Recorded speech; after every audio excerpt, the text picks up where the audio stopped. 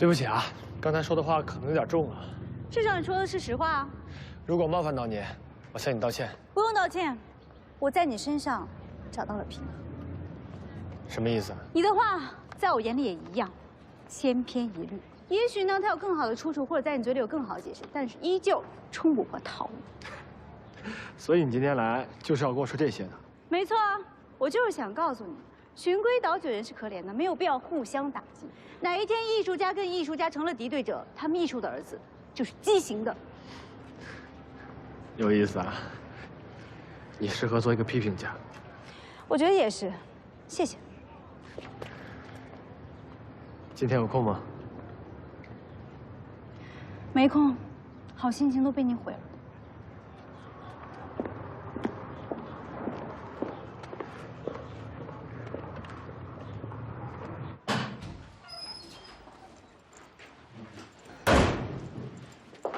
榴莲，吃饭了。怎么，生气了？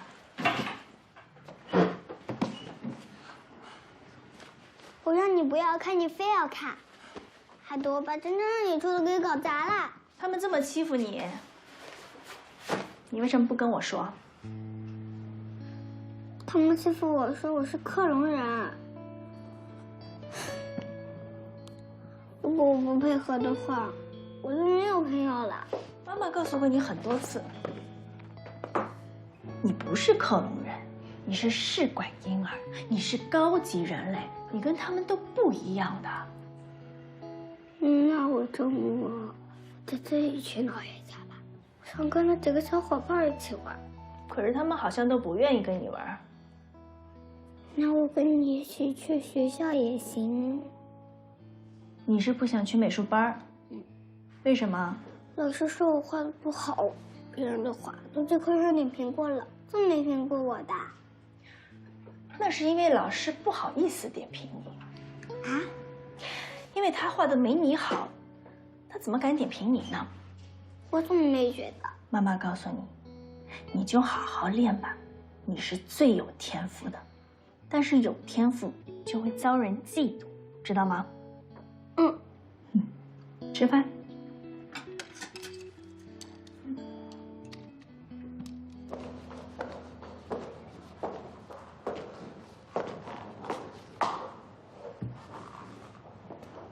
老师，哎，你好。老师您好，我想问一下，是您不评价我们家孩子的画吗？您是？我是榴莲的妈妈。啊，是这样的。你看，榴莲完全不按要求画的，这是什么？老师您知道吗？您这么做会打击孩子学习画画的兴趣。不用道歉，下不为例。榴莲，坐回去画。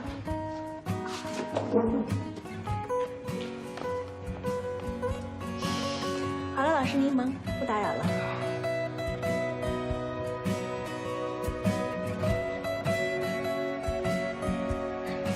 来，我们继续哈。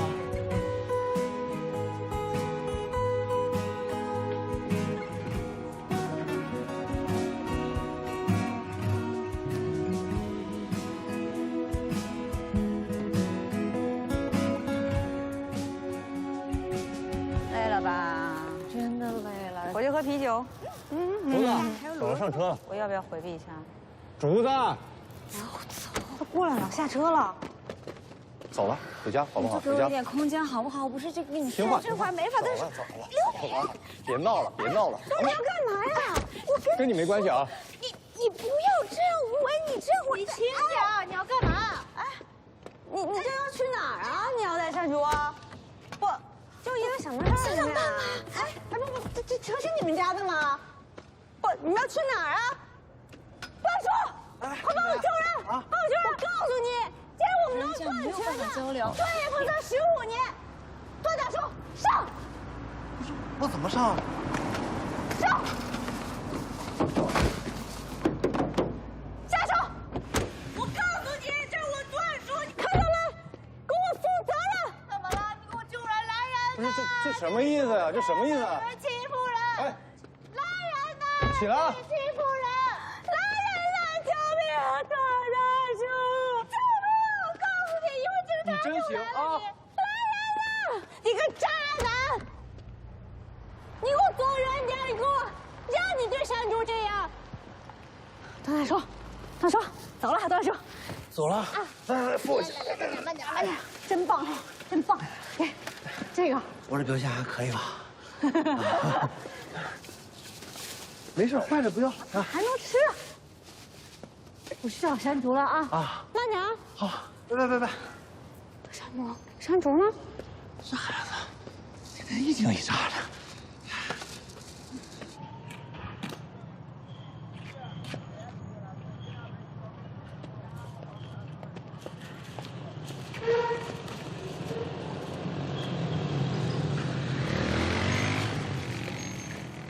美女，你老公已经被我赶走了，放我回家吧。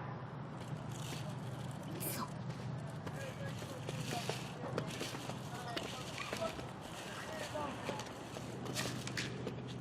沙拉还在这呢，坐会儿。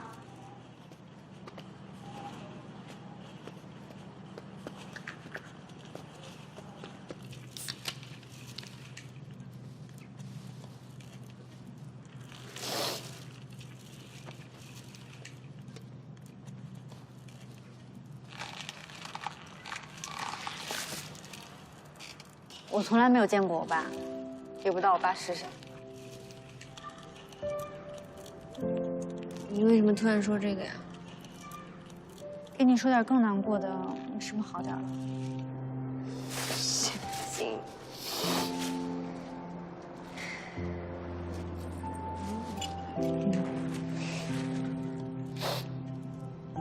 唉，看来我妈不结婚也是有道理的。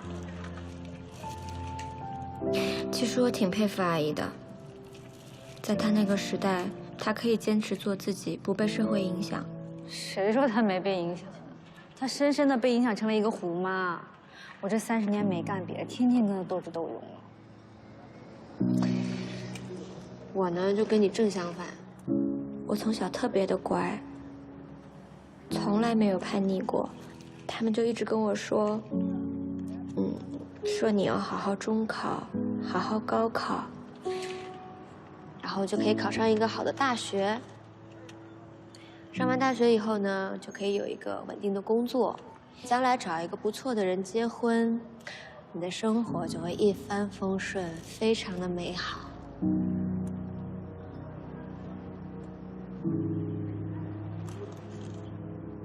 但其实后来我才发现，他们跟我说的是一个很大的谎言，他们骗我。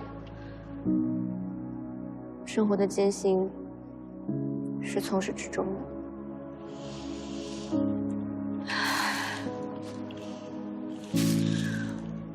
可能他们也不是故意骗你的，他们小的时候就是经常吃不上肉，哪像现在啊，天天吃肉，餐食物不一样了。